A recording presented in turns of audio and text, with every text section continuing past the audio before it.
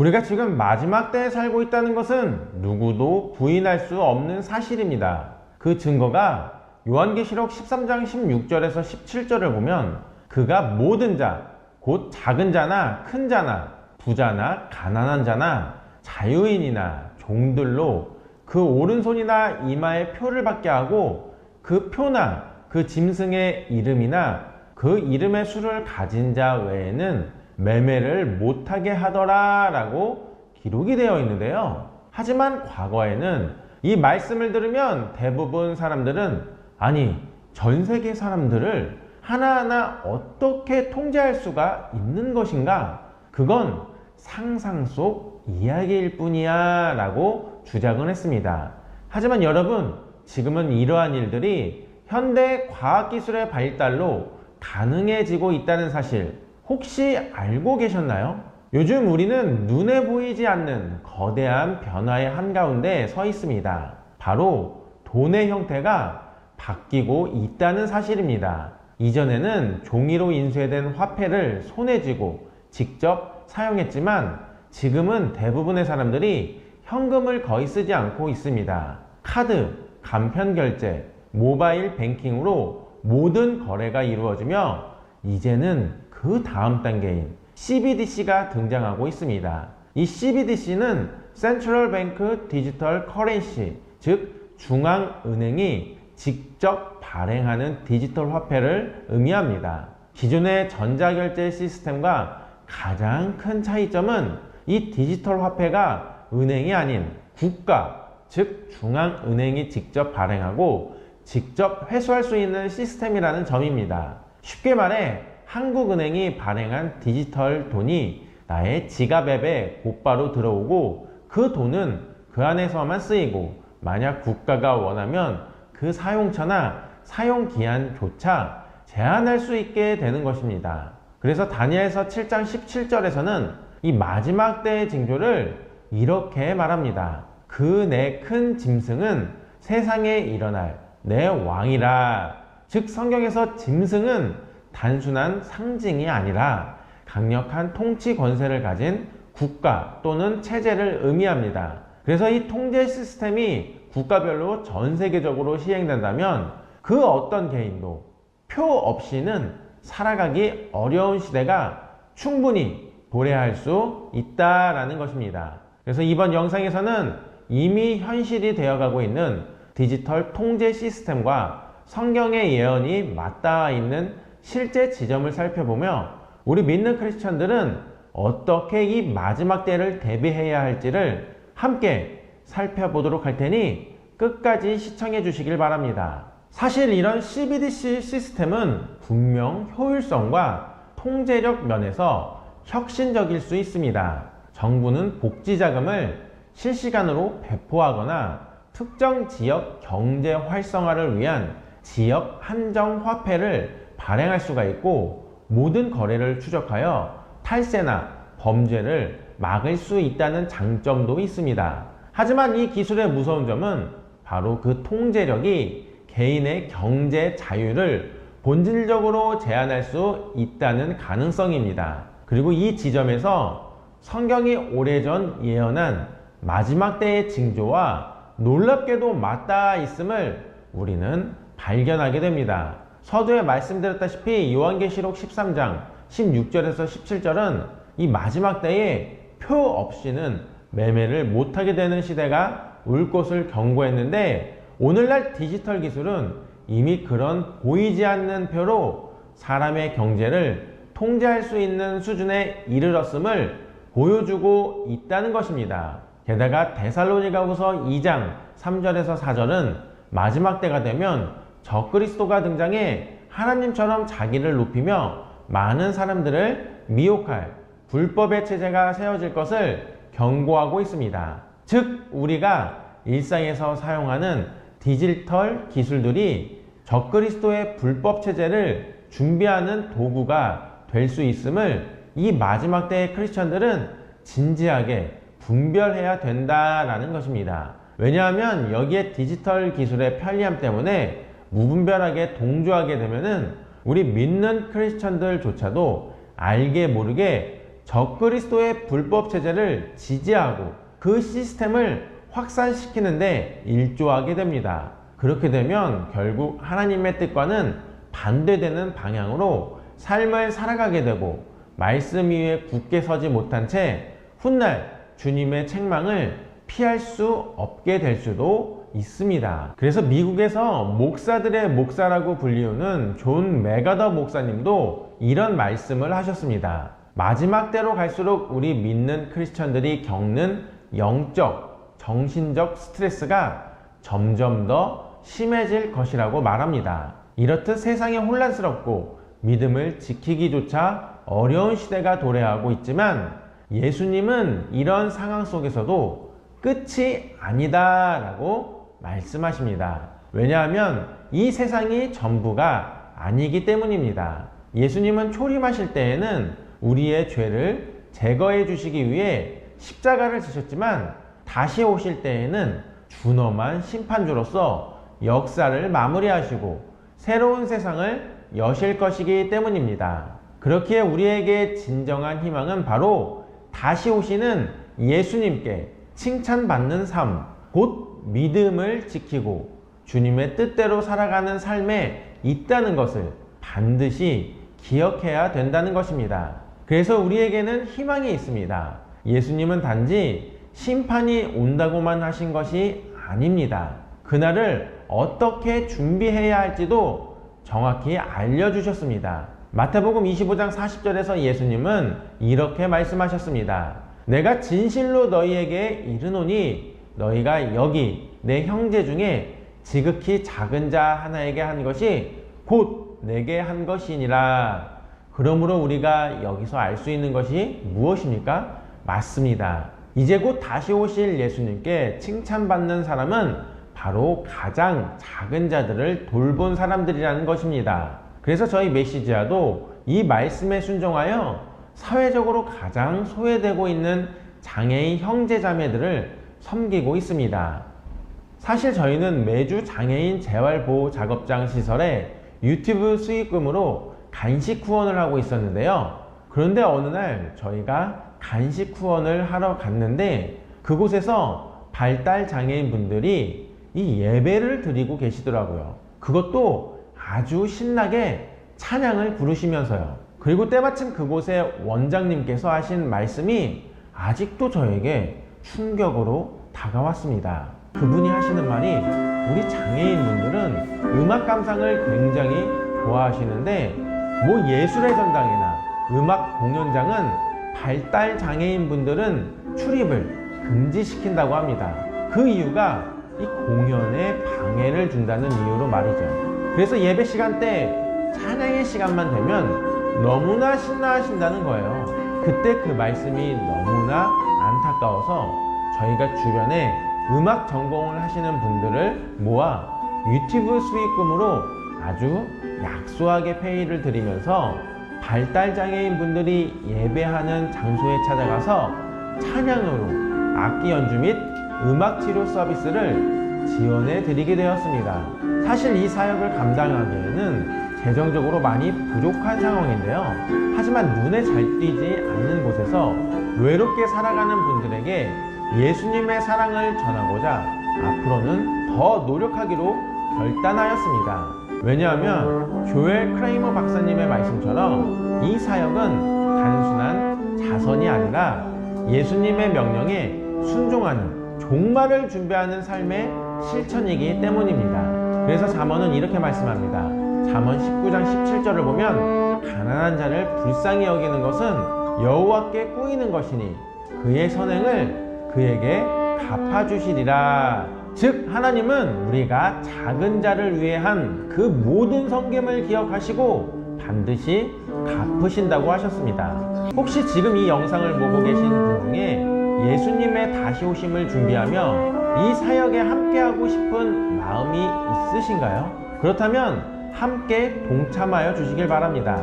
일시 후원 방법도 있고요. 정기 후원 방법도 있습니다. 특히 이 정기 후원은 단 한 번의 결단이 누군가의 삶을 바꾸는 기적이 될 수 있습니다. 왜냐하면 저희가 찬양의 연주를 진행하다 보면 발달 장애인 분들께서 눈물을 흘리시면서 성령님의 임재를 경험하실 때가 정말 많이 있기 때문입니다. 그래서 로마서에서는 복음을 전하는 자의 발은 하나님께서 직접 너무나 아름답다라고 칭찬을 해주셨습니다. 로마서 10장 15절입니다. 아름답도다 좋은 소식을 전하는 자들의 발이여 함과 같으니라. 그래서 저희가 이 영상 고정 댓글에 일시 후원 및 정기 후원을 하실 수 있는 링크를 달아 놓았으니 기도하는 마음으로 동참해 주시면 감사하겠습니다. 다시 한번 강조드리면 우리는 마지막 때를 살아가고 있습니다. 그리고 마지막 때를 준비하는 가장 확실한 방법은 초림하실 때에는 십자가 죽음을 당하셨지만 다시 오실 재림주로 오실 때에는 무섭게 심판하시러 오신다고 하신 예수님께 바로 칭찬받는 삶을 살아가는 것입니다. 즉 예수님은 다시 오십니다. 그리고 다시 오실 때 이렇게 물으실 것입니다. 너희는 지극히 작은 자에게 무엇을 했느냐? 그 질문에 우리 모두 예 주님 저는 그들을 위해 살았습니다 라고 대답할 수 있기를 간절히 소망해 봅니다. 그렇다면 성경에서는 구체적으로 이 마지막 때의 징조와 그 마지막 시대에 살아가고 있는 오늘날 우리 믿는 크리스천들에게 어떤 지혜를 가지고 살아가야 된다고 권면하고 있을까요? 요즘 세상을 보면 참으로 혼란스럽고 어지럽다는 생각을 지울 수가 없습니다. 그 대표적인 경우가 바로 SK텔레콤 유심 해킹 사건입니다. 얼마 전 국내 최대 통신사인 SK텔레콤에서 가입자 2,500만 명의 유심 정보가 해킹당하는 충격적인 사건이 발생했습니다. 여러분, 유심은 단순한 칩이 아닙니다. 우리의 신분증, 은행계좌, 공인인증서, 위치정보, 나아가 통제 가능한 모든 키가 이 유심 안에 담겨 있습니다. 이 유심이 털렸다는 것은 나도 모르게 내 계좌가 털리고 내 카톡 메시지가 복제되고 내 번호가 해커의 수중에 들어갔다는 뜻입니다. 실제로 제가 아는 크리스천 유튜브 채널도 해킹을 당해서 외국 계열 비트코인 채널로 하루 만에 변경이 되는 사고가 발생이 되었는데요. 그분 핸드폰이 바로 SK였습니다. 그런데 문제는 이렇게 심각한 사건이 벌어졌음에도 대다수 사람들이 귀찮아서 설마 나까지는 아니겠지 하며 아무 대처도 하지 않고 있다는 것입니다. 저는 이 모습을 보고 마치 요한계시록에서 짐승의 표가 없으면 매매를 못하는 시대가 와도 사람들은 에이 설마 이게 성경에 나온 짐승의 표일까 하며 그대로 그 표를 받아들이게 될 미래의 모습과 너무도 닮아 있다는 것을 실제 사건으로 볼 수가 있어서 온몸에 소름이 돋기도 하였습니다. 사실 유심 해킹은 이제 더 이상 특정 사람에게만 일어나는 특별한 사건이 아닙니다. 해커는 타인의 유심 정보를 복제해 전화번호를 가로채고 그 번호로 전송되는 모든 인증 문자를 마음대로 받을 수가 있습니다. 우리는 일상 속에서 얼마나 많은 인증을 휴대폰 문자로 받고 있나요? 은행 계좌 비밀번호 재설정, 전자지갑 로그인, 심지어 암호화폐 지갑까지 이 모든 과정이 유심 하나만으로 무너질 수 있다는 것입니다. 이것은 단순한 기술 문제가 아닙니다. 바로 통제의 시작입니다. 해커는 유심 스와핑으로 여러분들의 신분을 가로채고 여러분처럼 행동하며 금융 거래를 합니다. 여러분의 계좌에서 돈을 인출하고 여러분의 이름으로 범죄를 저지를 수가 있습니다. 문제는 이러한 피해가 발생했을 때 아무도 책임지지 않는다는 점입니다. 요한복음 10장 10절을 보면 도둑이 오는 것은 도둑질하고 죽이고 멸망시키려는 것뿐이요 내가 온 것은 양으로 생명을 얻게 하고 더 풍성히 얻게 하려는 것이라 라고 나와 있는데요. 하지만 현대의 도둑들은 더 이상 얼굴을 드러내지 않습니다. 그들은 유심이라는 조그만한 칩 하나로 우리의 삶을 무너뜨릴 수 있게 되었습니다. 즉 돈만 훔치는 것이 아닙니다. 우리의 정체성과 신뢰 그리고 미래까지 훔쳐가는 것입니다. 이 사건이 왜 중요하냐면 우리나라 언론뿐만 아니라 외신에서도 이 사건의 배후가 중국일 수 있다는 보도가 있었습니다. 이 말을 바꿔 이야기하면 이 사건은 향후 디지털 통제사회의 예고편일지도 모른다는 것입니다. 앞에서 말씀드렸던 CBDC, 즉 중앙은행 디지털 화폐가 등장하게 되면은 우리의 모든 금융활동은 하나의 플랫폼에서 통제될 수가 있습니다. 마치 요한계시록 13장 16절에서 17절에 예언된 것처럼 이마에 표를 받게 하고 누구든지 이 표를 가진 자 외에는 매매를 못하게 하니, 즉 통제 시스템은 단순한 평일성의 문제가 아니라 매매 자체를 제한할 수 있는 통로가 될 수 있다는 것입니다.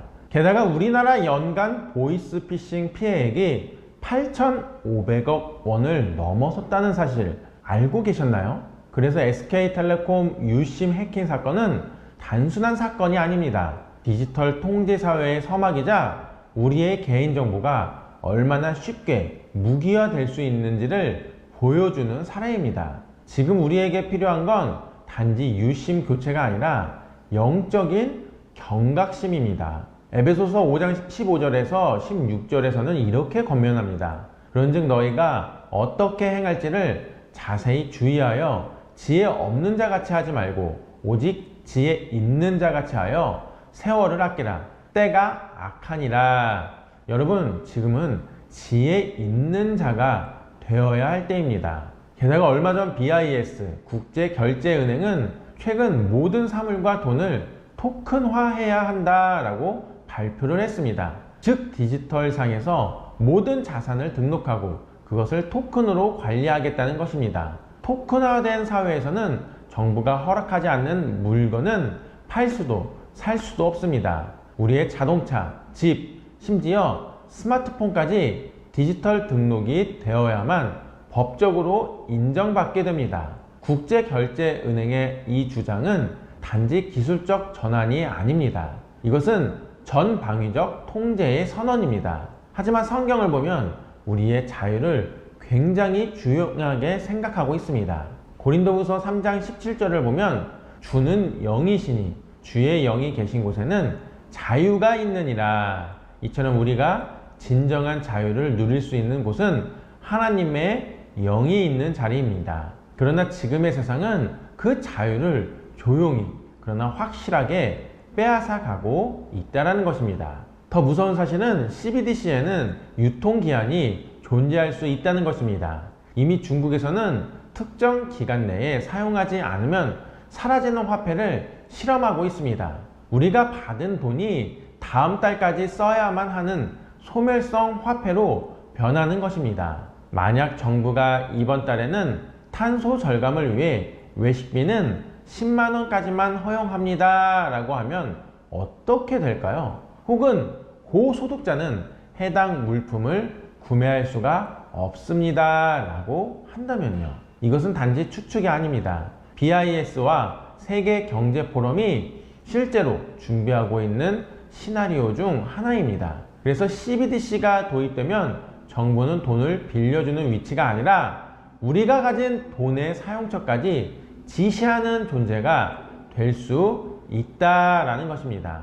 이런 시스템이 무섭게도 편리함이라는 이름으로 포장되고 있습니다. 종이 화폐를 들고 다니지 않아도 되며 지갑 없이도 모든 결제를 스마트폰 하나로 할 수 있다는 것이죠. 그러나 이 편리함 뒤에 숨겨진 진실은 완전한 추적과 완전한 통제입니다. 우리는 지금 이 짐승의 표 속으로 서서히 들어가고 있습니다. 이 표가 디지털화된 화폐, 즉 CBDC일 수도 있다는 상상은 이제는 더 이상 비현실적인 얘기가 아닙니다. 자, 그렇다면 구체적으로 이러한 일들을 예언한 요한계시록을 조금 더 구체적으로 살펴보겠습니다. 요한계시록 13장은 마지막 시대, 즉 7년 환란기 후반부에 일어날 충격적인 사건으로서 시작됩니다. 사도 요한은 바다의 모래 위에 서서 보니 바다에서 열불과 일곱 머리를 가진 한 짐승이 일어나는 환상을 보게 되지요.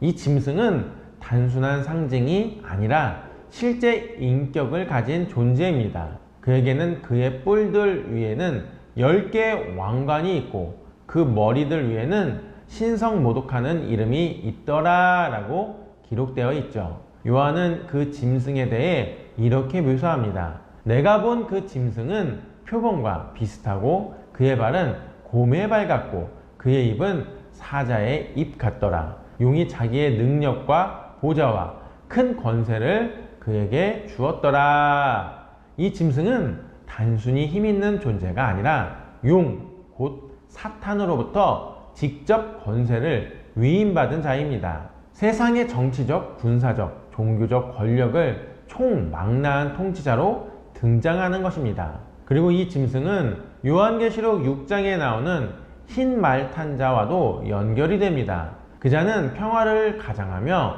나와서 정복하고 또 정복하지만 본질적으로는 적그리스도입니다. 그리고 이제 요한계시록 13장에 이르러 그 정체가 본격적으로 드러납니다. 그는 하나님을 모독하며 전 세계 사람들로 하여금 자신에게 경배하도록 강요합니다.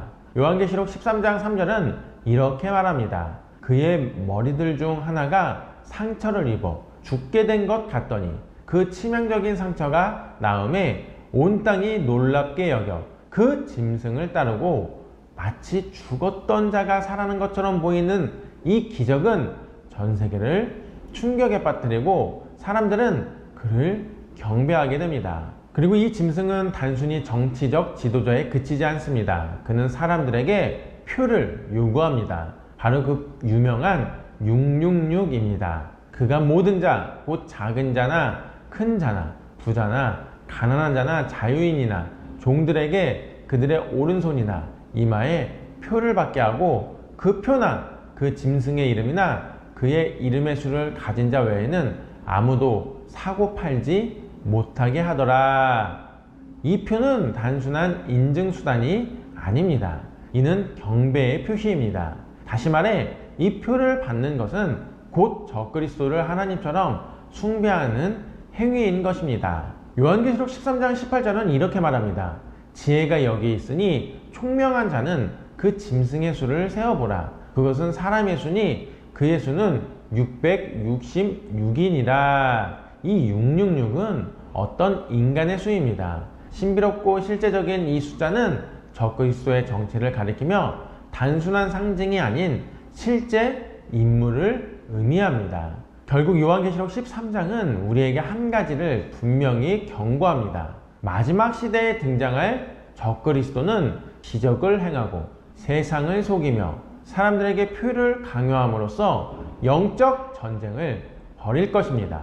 그리고 그 표를 받는 자는 결국 구원의 생명책에서 제외된 자들이며 그들은 하나님께 영원히 심판을 받게 될 것입니다. 이 모든 경고는 우리에게 이렇게 외치고 있는 듯 합니다. 귀 있는 자는 들을지어다. 지금 우리는 말씀을 통해 깨어 있어야 합니다. 적그리스도의 정체와 그 계획을 분별할 수 있는 지혜를 성경을 통해 받아야 합니다. 왜냐하면 이 모든 일은 현실 속에서 하나하나 실현되어 가고 있기 때문입니다. 또한 우리가 요한계시록 13장을 이해하기 위해 꼭 함께 봐야 하는 성경이 있습니다. 바로 다니엘서 7장입니다. 하나님께서는 예수님의 초림보다 수백 년 전 이미 다니엘 선지자를 통해 마지막 시대에 일어날 적그리스도의 정체와 그가 세울 왕국에 대해 예언하셨습니다. 다니엘서 7장은 바벨론 왕 벨사살 시대에 다니엘이 밤의 환상 가운데 본 놀라운 비전으로 시작이 됩니다. 다니엘서 7장 2절에서 3절을 보면 다니엘이 말하여 이르되 내가 밤의 환상 속에서 보았는데 하늘에 네 바람이 큰 바다로 몰아치더라. 그 바다에서 서로 다른 네 짐승이 올라오더라 라고 기록이 되어 있는데요. 여기서 첫째 짐승은 사자 같고 둘째는 곰 같으며 셋째는 표범 같고 넷째는 너무도 무섭고 두려우며 강력한 짐승으로 묘사됩니다. 이 넷째 짐승은 철 이빨로 삼키고 부수며 10뿔을 가지고 있습니다. 그리고 그 10뿔 중에서 또 다른 작은 뿔이 올라옵니다. 이 작은 뿔은 이전의 새 뿔을 뿌리째 뽑아버리고 사람의 눈처럼 지혜롭고 교활한 눈들과 큰 말을 내뱉는 입을 가졌습니다. 그렇다면 이 작은 뿔이 누구일까요? 다니엘서 7장 24절에서 25절은 그가 바로 마지막 시대에 나타날 강력한 왕, 곧 적그리스도임을 보여줍니다. 그가 지극히 높으신 이를 말로 대적하며 지극히 높으신 이의 성도들을 괴롭게 할 것이며 때와 법을 변경하고자 할 것이며 성도들은 한때와 두때와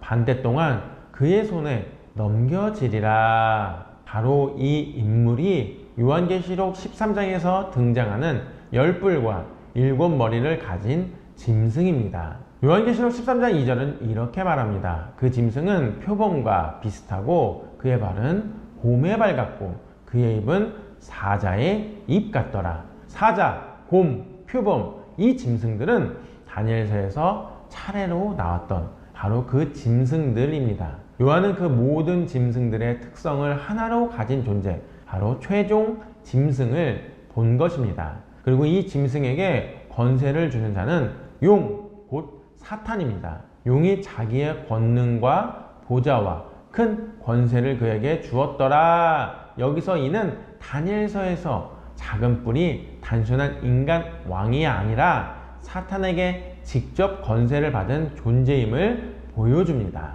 또한 다니엘서에서 작은 뿔은 성도들과 싸워 그들을 이기더라 라고 기록되어 있습니다. 이는 요한계시록 13장 7절과 정확히 일치합니다.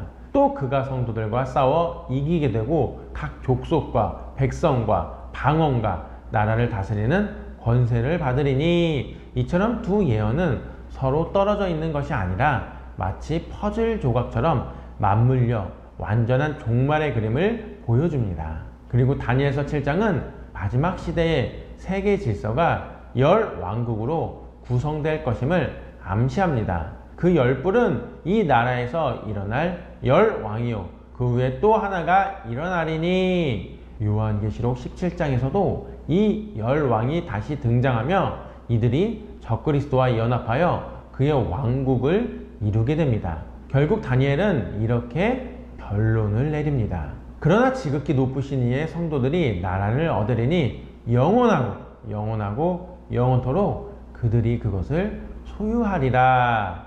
즉 적그리스도의 시대는 무섭고도 강력한 고통의 시간이지만 결코 끝이 아닙니다. 그 뒤에는 주 예수 그리스도께서 다시 오셔서 모든 악을 심판하시고 하나님의 왕국을 이 땅에 세우실 것입니다. 이제 말씀을 정리하겠습니다. 앞으로 우리에게 다가올 세상은 국가에서 특정 인증을 받지 않으면 물건을 살 수가 없고 계좌가 봉쇄되면 단 하루도 살아가기 어려운 사회가 바로 우리들의 미래 소식입니다. 과거에는 이 말씀을 읽으며 모든 인류가 어떻게 통제되겠어? 라는 생각이 들었다면 이제는 그 기술적 조건들이 하나씩 충족되고 있다는 현실 앞에 이 말씀이 단순한 상징이 아님을 인정하지 않을 수 없게 되는 시대에 우리는 살고 있다라는 것입니다.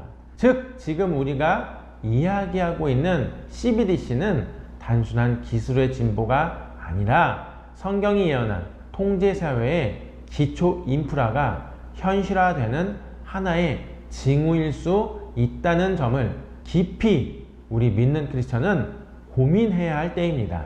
그러므로 여기서 우리가 알 수 있는 것이 무엇입니까? 맞습니다. 지금 우리가 목격하고 있는 변화들은 단지 기술의 발전, 그 이상의 의미를 담고 있습니다. 특히 앞에서 말씀드렸다시피 최근 발생한 SK텔레콤 유심 해킹 사건은 한 통신사의 단순한 보안 문제를 넘어 디지털 신분 전체가 얼마나 쉽게 흔들릴 수 있는가를 경고하는 상징적인 사건이었습니다.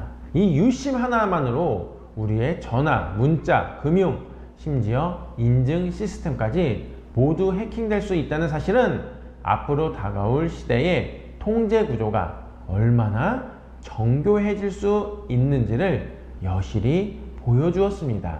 하지만 이러한 현실을 마주할 때 우리는 단지 기술적인 관점이 아니라 영적 분별의 눈으로 바라보는 것이 필요합니다. 그 이유가 무엇입니까? 맞습니다. 성경은 이미 마지막 때가 되면 사람들이 큰 혼란과 미혹 속에 놓이게 될 것을 경고하고 있습니다. 예를 들면 데살로니가 후서 2장 3절에서 4절을 보면 누가 어떻게 하여도 너희가 미혹되지 말라. 먼저 배도하는 일이 있고 불법의 사람 곧 멸망의 아들이 나타나기 전에는 그날이 이르지 아니하리니 그는 대적하는 자라. 모든 일컫는 하나님이나 숭배함을 받는 자 위에 뛰어나 자존하여 하나님의 성전에 앉아 자기를 하나님이라 내세우느니라 라고 기록이 되어 있는데요. 이 말씀은 마지막 때가 되면 불법의 체제,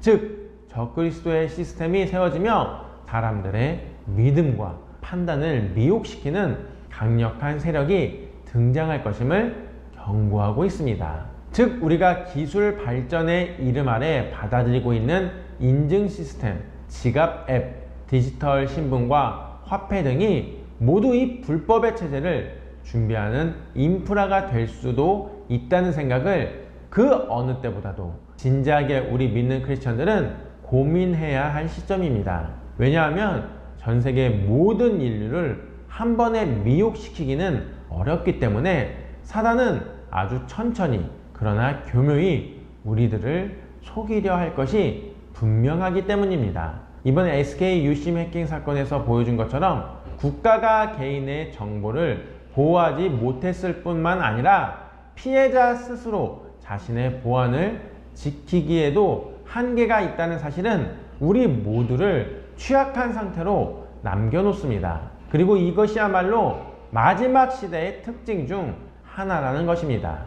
그래서 마태복음 24장 24절에서는 이렇게 말씀하십니다. 거짓 그리스도들과 거짓 선지자들이 일어나 큰 표적과 기사를 보여 할 수만 있으면 택하신 자들도 미혹하게 하리라. 즉 지금 우리가 살아가는 시대는 편리함이라는 이름으로 우리를 미혹합니다. 국가는 무료로 유심을 교체해 주겠다고 하고 새로운 디지털 화폐 시스템을 소개하며 복지 강화, 탈세 방지, 경제 투명성을 약속합니다. 하지만 그 이면에는 표가 없으면 매매를 못하게 되는 구조가 조금씩 현실화되고 있으며 그 흐름 속에서 점점 더 많은 사람들이 자신의 정보, 경제, 나아가 신앙의 정체성까지 넘겨주고 있다는 것을 알아야 합니다. 결국 문제는 기술이 아닙니다. 그 기술을 사용하는 권세가 누구의 것이며 우리는 그 권세에 어떻게 반응할 것인가? 바로 그것이 마지막 때에 결정적으로 중요한 신앙적 기준이 될 것입니다. 그래서 미국에서 목사들의 목사라고 불리우는 존 맥아더 목사님도 이런 말씀을 하셨습니다. 마지막 때로 갈수록 우리 믿는 크리스천들이 겪는 영적, 정신적 스트레스가 점점 더 심해질 것이라고 말합니다. 이렇듯 세상이 혼란스럽고 믿음을 지키기조차 어려운 시대가 도래하고 있지만 예수님은 이런 상황 속에서도 끝이 아니다 라고 말씀하십니다. 왜냐하면 이 세상이 전부가 아니기 때문입니다. 예수님은 초림하실 때에는 우리의 죄를 제거해 주시기 위해 십자가를 지셨지만 다시 오실 때에는 준엄한 심판주로서 역사를 마무리하시고 새로운 세상을 여실 것이기 때문입니다. 그렇기에 우리에게 진정한 희망은 바로 다시 오시는 예수님께 칭찬받는 삶, 곧 믿음을 지키고 주님의 뜻대로 살아가는 삶에 있다는 것을 반드시 기억해야 된다는 것입니다. 그래서 우리에게는 희망이 있습니다. 예수님은 단지 심판이 온다고만 하신 것이 아닙니다. 그날을 어떻게 준비해야 할지도 정확히 알려주셨습니다. 마태복음 25장 40절에서 예수님은 이렇게 말씀하셨습니다. 내가 진실로 너희에게 이르노니 너희가 여기 내 형제 중에 지극히 작은 자 하나에게 한 것이 곧 내게 한 것이니라.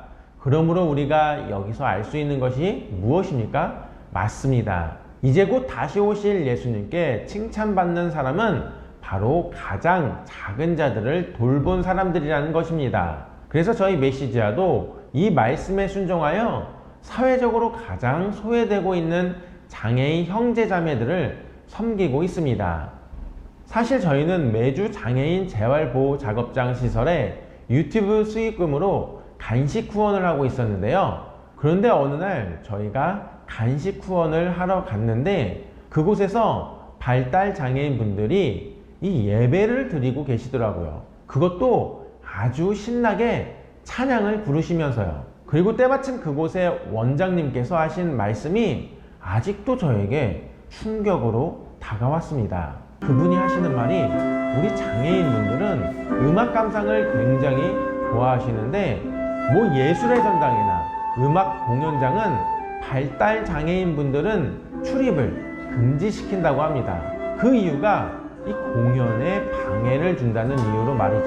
그래서 예배 시간 때 찬양의 시간만 되면 너무나 신나하신다는 거예요. 그때 그 말씀이 너무나 안타까워서 저희가 주변에 음악 전공을 하시는 분들을 모아 유튜브 수익금으로 아주 약소하게 페이를 드리면서 발달장애인 분들이 예배하는 장소에 찾아가서 찬양으로 악기 연주 및 음악 치료 서비스를 지원해 드리게 되었습니다.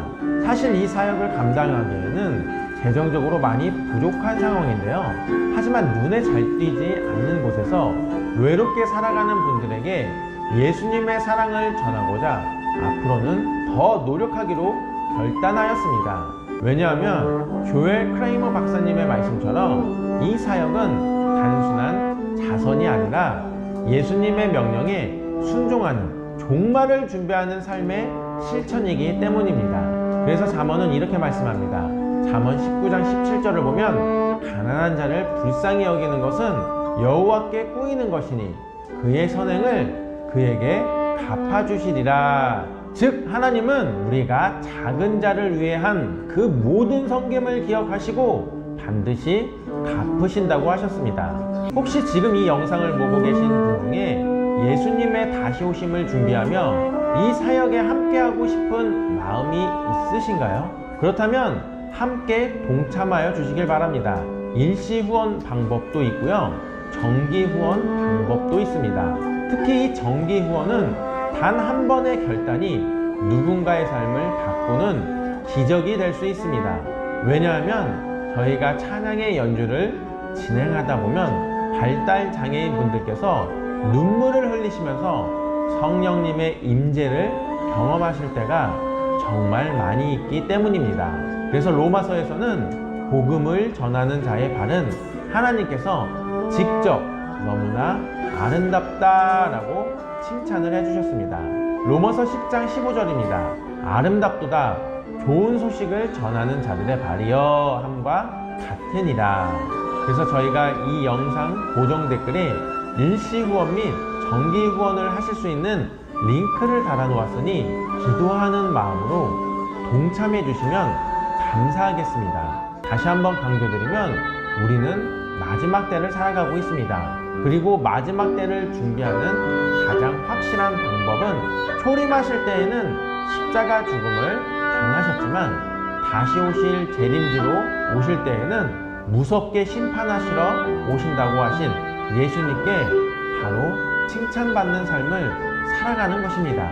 즉 예수님은 다시 오십니다. 그리고 다시 오실 때 이렇게 물으실 것입니다. 너희는 지극히 작은 자에게 무엇을 했느냐? 그 질문에 우리 모두 예 주님 저는 그들을 위해 살았습니다 라고 대답할 수 있기를 간절히 소망해 봅니다. 그래서 이것이 복음의 본질입니다. 성경에서는 예수 그리스도를 믿는 자들에게는 영원한 생명을 주셨다고 분명히 약속해 주셨습니다. 그래서 이것을 믿는 우리 크리스천들은 오직 예수, 오직 믿음, 오직 하나님께 영광을 올려드려야 된다는 것입니다. 그렇다면 마지막 때를 살아가는 크리스천으로서 하나님께 영광 올려드리는 삶은 과연 어떤 삶일까요? 성경에 보면 예수님께서도 종말의 때에 주님이 직접 임금으로서 인류를 심판하시는데, 이에 관련해서 마지막 때의 의인들은 예수님께서 줄일 때 그들이 먹을 것을 주었고, 목마를 때 마시게 했으며, 나그네 되었을 때 영접하고, 헐벗었을 때 옷을 입혔으며, 병들었을 때 돌보고, 옥에 갇혔을 때 찾아와 주었다고 말씀하십니다. 이에 사람들은 마지막 때의 의인들이 언제 예수님께 그런 선행을 했는지 묻습니다. 그러자 예수님은 내 형제 중에 지극히 작은 자 하나에게 한 것이 곧 내게 한 것이라며, 도움이 필요한 지극히 작은 자들에게 베푼 사랑과 자비가 곧 예수님께 한 것과 같다는 중요한 가르침을 주십니다. 이로써 예수님은 주변의 어려운 이웃사랑의 중요성과 구제의 의미를 마지막 때에 살아가는 성도들에게 강조하시고 있다는 것입니다. 그래서 저희 메시지아도 매주 유튜브 수익금과 후원금으로 발달장애인 직업시설 작업장에 일주일에 한 번씩 구제 봉사를 하고 있습니다. 이곳은 장애인 직업재활시설로서 발달장애인분들이 근무하시는 일터이기도 한데요. 점심시간에는 30분 정도가 조별로 나누어서 밥을 해 드시더라고요. 그래서 매주 식사 이후에 맛있는 간식을 드시면 좋을 것 같아서 후원을 하고 있습니다. 다행히도 매주 드린 간식이 너무 맛있었다고 연락을 주셔서 정말 감사하더라고요. 이 모든 것이 주님의 은혜이고, 마지막 때를 살아가는 크리스천으로서 예수님께서 직접 말씀해 주셨던 지극히 작은 자에게 한 것이 곧 나에게 한 것과 동일하다라는 말씀을 계속 실천하게 되어서 너무 감사하더라고요. 혹시 이 일에 동참하시고 싶으신 분들은 고정 댓글에 정보를 달아 놓았으니, 참여하고 싶으신 분들은 같이 하시면 좋을 것 같습니다. 결론을 맺으면 마지막 때를 살아가고 있는 지금 우리 크리스천들은 오직 예수, 오직 믿음, 오직 하나님께 영광 올려드림으로 말미암아 참된 믿음의 삶을 살아가게 되길 간절히 소망해 봅니다. 예수님의 말씀 함께 전하네, 예수님의 사랑 함께 느끼네. 그대가 지쳤을 땐 함께 마음 나누고, 그대가 쓰러질 땐 함께 어깨 내어주지. 함께 후원의 메시지야, 함께 동참해 주 사랑, 함께 찬양해 주 예수 말씀을 행해요. 예수님의 말씀 함께 전하네, 예수님의 사랑 함께 느끼네. 그대가 아파할 땐 함께 온 길 나누고, 그대가 힘겨울 땐 함께 용기를 실어주지. 함께 후원의 메시지야, 함께 동참해 주 사랑, 함께 찬양해 주 예수 말씀을 행해요. 예수님의 말씀 함께 전하네, 예수님의 사랑 함께 느끼네. 그대가 병자일 때 우린 벗이 돼주고, 그대가 어둠일 때 우린 눈이 되어주지. 함께 후원의 메시지야, 함께 동참해 주 사랑, 함께 찬양해 주 예수 말씀을 행해요. 예수님의 말씀 함께 전하네, 예수님의 사랑 함께 느끼네.